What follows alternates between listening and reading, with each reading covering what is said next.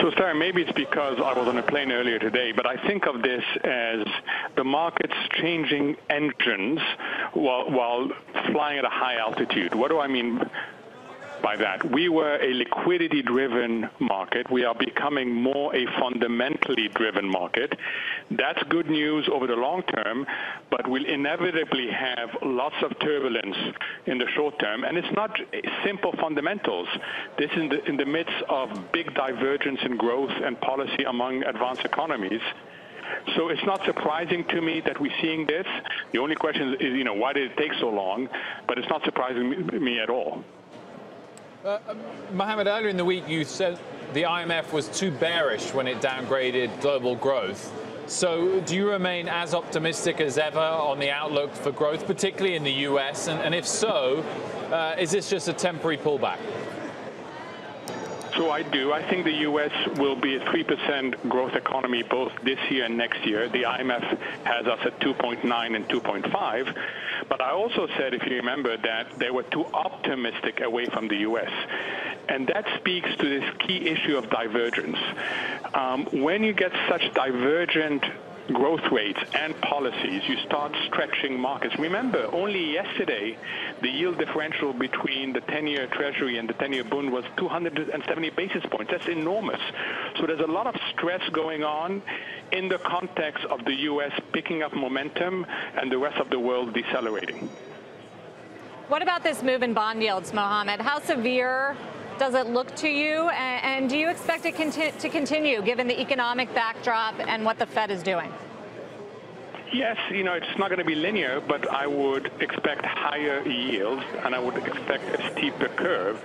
And that's totally consistent with both what's happening on policies and the economy, but also what's happening to non-commercial buyers of long-dated bonds. They are slowly exiting. Their influence is being reduced, and therefore we should expect both higher yields and a steeper curve, but it's not going to be linear.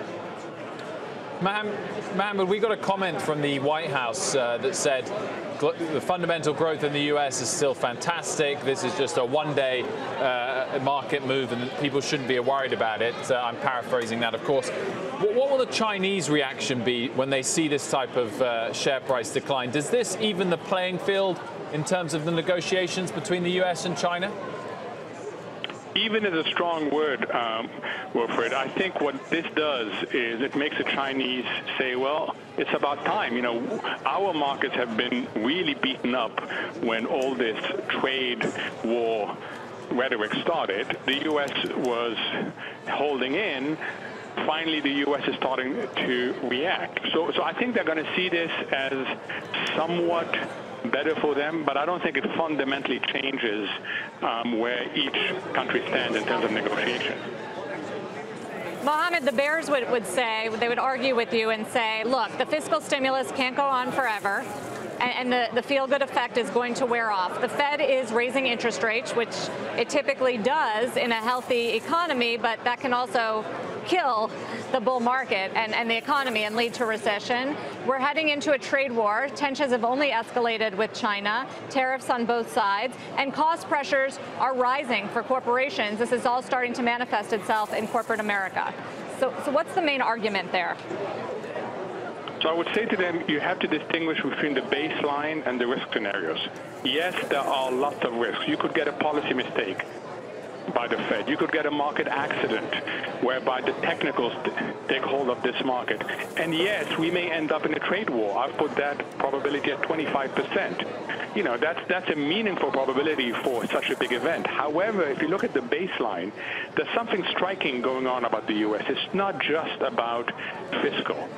We are seeing a pickup in, yes, fiscal spending, but also household income and also business investment. So you've got three domestic engines revving up at the same time, and that should take us through this year and next. Thereafter, you need a handoff from actual growth to potential growth. But for the next 2 years... Sorry, continue, Mohamed. Now, I'm just saying that for the next 2 years, growth prospects are good for the U.S.